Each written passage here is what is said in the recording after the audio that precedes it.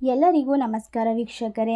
ಇಂದು ಬಹಳ ಭಯಂಕರವಾದಂತಹ ವಿಶೇಷವಾದಂತಹ ಅಮಾವಾಸ್ಯೆ ಮುಗಿದ ಮಧ್ಯರಾತ್ರಿಯಿಂದ ಈ ರಾಶಿಯಲ್ಲಿರುವಂತಹ ವ್ಯಕ್ತಿಗಳಿಗೆ ಅದೃಷ್ಟದ ಸುರಿಮಳೆಯೇ ಸುರಿಯುತ್ತದೆ. ಈ ರಾಶಿಯಲ್ಲಿರ್ತಕ್ಕಂತಹ ವ್ಯಕ್ತಿಗಳಿಗೆ ಐಷಾರಾಮಿ ಜೀವನ, ಹಣವೋ ಹಣ. ಈ ರಾಶಿಯಲ್ಲಿರುವಂತಹ ವ್ಯಕ್ತಿಗಳಿಗೆ ಈ ಒಂದು ಅಮಾವಾಸ್ಯೆ ಮುಗಿದ ಮಧ್ಯರಾತ್ರಿಯಿಂದ ಕನಸುಗಳು, ಇಷ್ಟಾರ್ಥಗಳು ನೆರವೇರುತ್ತದೆ. ಅಷ್ಟೇ ಅಲ್ಲದೆ ಸಂಪೂರ್ಣವಾಗಿ ದೇವರ ಕೃಪಕಟಾಕ್ಷಕ್ಕೆ ಈ ರಾಶಿಯಲ್ಲಿರ್ತಕ್ಕಂತಹ ವ್ಯಕ್ತಿಗಳು ಪಾತ್ರರಾಗುತ್ತಾರೆ. ಅದಕ್ಕೆ ಈ ರಾಶಿಯಲ್ಲಿರುವಂತಹ ವ್ಯಕ್ತಿಗಳು ಯಾವೆಲ್ಲ ರೀತಿಯ ಲಾಭವನ್ನು ಕಂಡುಕೊಂಡು ಜೀವನದಲ್ಲಿ ಅತ್ಯುತ್ತಮವಾದ ಸ್ಥಾನವನ್ನು ತಲುಪುತ್ತಾರೆ ಎಂಬ ವಿಶೇಷವಾದ ಮಾಹಿತಿಯನ್ನು ಇವತ್ತಿನ ವಿಡಿಯೋದಲ್ಲಿ ನೋಡ್ತಾ ಹೋಗೋಣ. ಅದಕ್ಕೂ ಮುನ್ನ ನೀವು ಕೂಡ ದೇವರು ಹಾಗೂ ಜ್ಯೋತಿಷ್ಯ ಶಾಸ್ತ್ರವನ್ನು ನಂಬುವುದಾದರೆ ಈಗಲೇ ವಿಡಿಯೋಗೆ ಒಂದು ಲೈಕ್ ಕೊಟ್ಟು ತಪ್ಪದೇ ನಮ್ಮ ಚಾನಲ್ನ ಸಬ್ಸ್ಕ್ರೈಬ್ ಮಾಡಿ. ಹಾಗೆ ಪಕ್ಕದಲ್ಲಿ ಇರುವಂಥ ಬೆಲ್ ಐಕನ್ನ ಪ್ರೆಸ್ ಮಾಡಿ.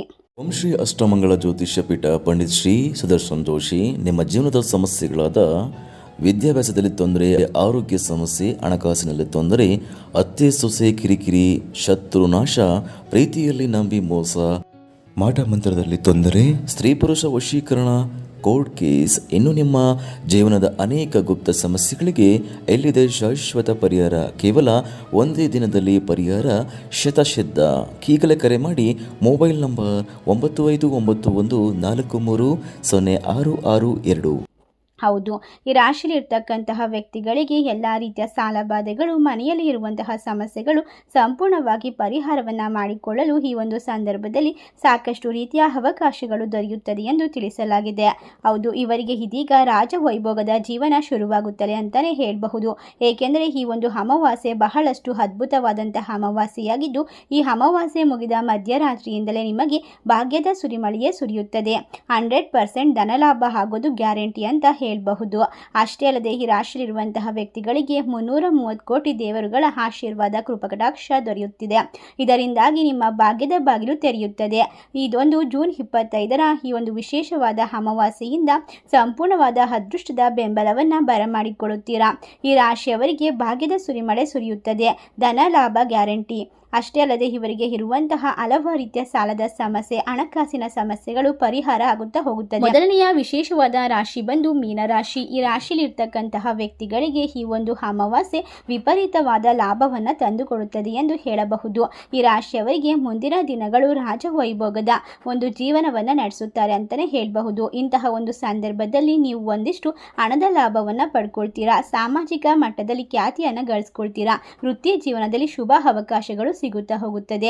ಇನ್ನು ನಿಮ್ಮ ಜೀವನದಲ್ಲಿ ಏನಾದರೂ ಘಟನೆಗಳು, ನಡಿಬಾರ್ದ ಘಟನೆಗಳು ನಡೆದು ಹೋಗಿದ್ರೆ, ಅದರಿಂದ ಆಚೆ ಬರಕ್ಕೆ ಆಗ್ತಾ ಇಲ್ಲ ಅಂತ ಹೇಳ್ತಾ ಇದ್ರೆ, ಖಂಡಿತವಾಗಿ ಕೂಡ ಈ ಒಂದು ಸಂದರ್ಭದಲ್ಲಿ ಎಲ್ಲ ರೀತಿಯ ಘಟನೆಗಳು ನಿಮ್ಮ ಜೀವನದಿಂದ ದೂರವಾಗುತ್ತಾ ಹೋಗುತ್ತದೆ.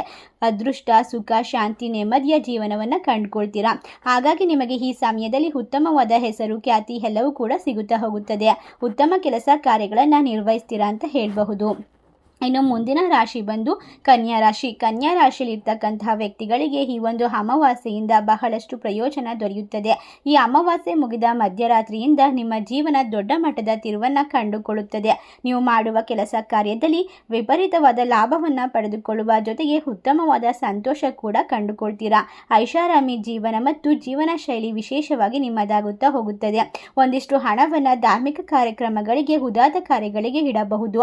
ನಿಮ್ಮ ಕೆಲಸ ಕಾರ್ಯಗಳಲ್ಲಿ ಇರುವಂತಹ ಅಡೆತಡೆಗಳು ಸಂಪೂರ್ಣವಾಗಿ ದೂರವಾಗುತ್ತಾ ಹೋಗುತ್ತದೆ. ಏಕಕಾಲದಲ್ಲಿ ಒಂದಿಷ್ಟು ಖರ್ಚು ಕೂಡ ಹೆಚ್ಚಾಗಿದ್ರೂ ಕೂಡ ನೀವು ಲಾಭವನ್ನೇ ಕಾಣ್ತೀರಾ. ದೊಡ್ಡ ದೊಡ್ಡ ಆಸ್ತಿಯನ್ನು ಕಟ್ಕೊಳ್ಬೇಕು, ದೊಡ್ಡ ಆಸ್ತಿಯನ್ನು ಪಡ್ಕೊಳ್ಬೇಕು, ಮನೆಯನ್ನು ಮಾಡ್ಕೊಳ್ಬೇಕು, ಈ ಒಂದು ಆಸೆ ಇರುವಂತಹ ವ್ಯಕ್ತಿಗಳಿಗೆ ಈ ಒಂದು ಸಂದರ್ಭ ಸಂಪೂರ್ಣವಾಗಿ ಅದೃಷ್ಟದ ಬೆಂಬಲ ಸಿಗುತ್ತೆ ಅಂತಲೇ ಹೇಳಬಹುದು. ಇನ್ನು ಮುಂದಿನ ರಾಶಿ ಬಂದು ಮಿಥುನ ರಾಶಿ. ಮಿಥುನ ರಾಶಿಯಲ್ಲಿ ಇರ್ತಕ್ಕಂತಹ ವ್ಯಕ್ತಿಗಳಿಗೆ ನಿಮ್ಮ ಎಲ್ಲ ಆಸೆಗಳು ಕೂಡ, ಆದಾಯಗಳು ಕೂಡ ಹೆಚ್ಚಾಗುತ್ತಾ ಹೋಗುತ್ತದೆ. ನೀವು ಸಾಮಾಜಿಕ ಮಟ್ಟದಲ್ಲಿ ಗುರುತಿಸಿಕೊಳ್ತೀರಾ. ಖ್ಯಾತಿ ಹೆಚ್ಚಾಗುತ್ತೆ. ಇದರೊಂದಿಗೆ ನಿಮ್ಮ ಕುಟುಂಬದಿಂದ ನೀವು ಕೆಲವೊಂದಿಷ್ಟು ಪ್ರಯೋಜನವನ್ನು ಪಡ್ಕೊಳ್ತೀರಾ. ನಿಮ್ಮ ಸ್ನೇಹಿತರೊಂದಿಗೆ ನಿಮ್ಮ ಸಂಬಂಧ ಸಿಹಿ ಆಗ್ತಾ ಹೋಗುತ್ತೆ. ಕೆಲಸ ಕಾರ್ಯಗಳಿಂದಲೂ ಕೂಡ ಉತ್ತಮ ಲಾಭವನ್ನು ಕಂಡುಕೊಳ್ತೀರಾ. ಈ ಸಂದರ್ಭದಲ್ಲಿ ನೀವು ದೊಡ್ಡ ಸಾಧನೆಯನ್ನು ಸಾಧಿಸಲಿಕ್ಕೆ ಒಳ್ಳೆಯ ಅವಕಾಶಗಳು ಸಿಗುತ್ತಾ ಹೋಗುತ್ತದೆ. ಕುಟುಂಬ ವ್ಯವಹಾರದಲ್ಲಿ ನೀವೇನಾದರೂ ಏನಾದರೂ ಇದ್ದರೆ ಉತ್ತಮ ಯಶಸ್ಸನ್ನು ಪಡ್ಕೊಳ್ಬಹುದು. ಒಳ್ಳೆಯ ಅವಕಾಶಗಳು ಸಿಗುತ್ತೆ. ಬಂದಂಥ ಅವಕಾಶವನ್ನು ಸದುಪಯೋಗ ಪಡಿಸ್ಕೊಳ್ಳೋದ್ರಿಂದ ನಿಮ್ಮ ಜೀವನ ದೊಡ್ಡ ಮಟ್ಟದ ತಿರುವನ್ನು ಕಂಡುಕೊಳ್ಳಲು ಸಾಧ್ಯವಾಗುತ್ತದೆ ಎಂದು ತಿಳಿಸಲಾಗಿದೆ. ಮುಂದಿನ ರಾಶಿ ಬಂದು ಮಕರ ರಾಶಿ.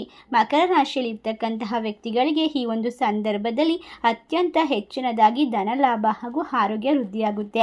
ಮನೆಯಲ್ಲಿ ಇರುವಂತಹ ಗುರು ಹಿರಿಯರ ಆರೋಗ್ಯ ಕೂಡ ಉತ್ತಮ ರೀತಿಯಲ್ಲಿ ಇರುತ್ತೆ. ಇದರಿಂದ ಯಶಸ್ಸನ್ನು ಕಾಣ್ತೀರಾ. ಆರ್ಥಿಕ ಸ್ಥಿತಿ ಬಲಗೊಳ್ಳುತ್ತಾ ಹೋಗುತ್ತದೆ. ವೃತ್ತಿ ಜೀವನವನ್ನು ನೀವು ಬಲಪಡಿಸ್ಕೊಳ್ಬಹುದು.